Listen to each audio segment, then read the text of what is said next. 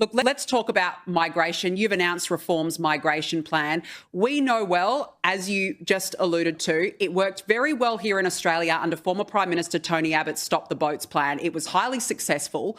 Have you looked at Australia's Operation Sovereign Borders to form your own policy on stopping the boats? Partly, yes.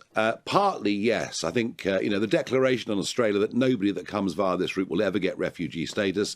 And then, of course, you simply towed the boats back to the 12-mile line with Indonesia. Yes, what we look at is the way that Abbott did it, the way that he was prepared to face down the condemnation of the United Nations, the European Union, the British government. He faced them all down, and within 2 weeks of putting that into place, the boats stopped coming. So I tell you what, for all of us in Britain who think this should be dealt with, Tony Abbott is a hero figure. Well, that's great to hear. I mean, he did it here in Australia. It worked so well, and it's a pretty simple policy, and it's just a no-nonsense policy. Now, look, let's talk about migration. I was interested in what you said before, because we've been having our own migration issues. We've got thousands of people taking to the streets to protest at Labor here, their immigration policies. It's an open-door policy. It's not racist to fly the Australian flag or be worried about immigration, but yet when you have this discussion, you're called a racist, you're called a xenophobe. What's the situation over there? Do you feel like people are still worried to have the conversation? No, we're winning the argument back. For years, that's what's been said.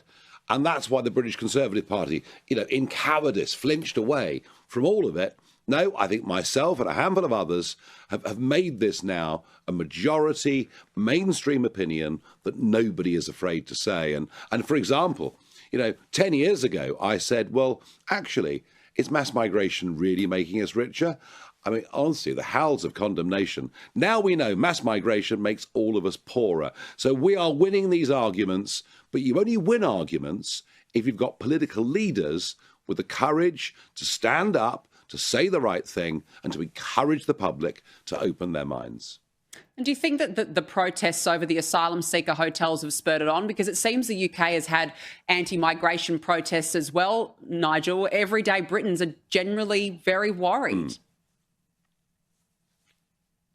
Well, you should be worried. I mean, when an Afghan male is 22 times more likely to be convicted of rape than a British-born person, don't you think that mums, grandmums, concerned people living near those hotels have every right to go out and peacefully protest? And as the evidence grows, we come to realise this is not about race, but it is about culture.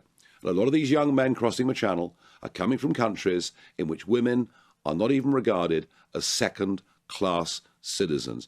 That is the brutal truth of it. And frankly, the vast majority of British people have simply had enough. They want our streets and our country to be safer. Yeah, and I think you raise a really good point. This has absolutely nothing to do with race. And this is where the left in particular always muddle this complete narrative. It's got nothing to do with race. It's not racist to have a discussion about this. It's just, it's extraordinary.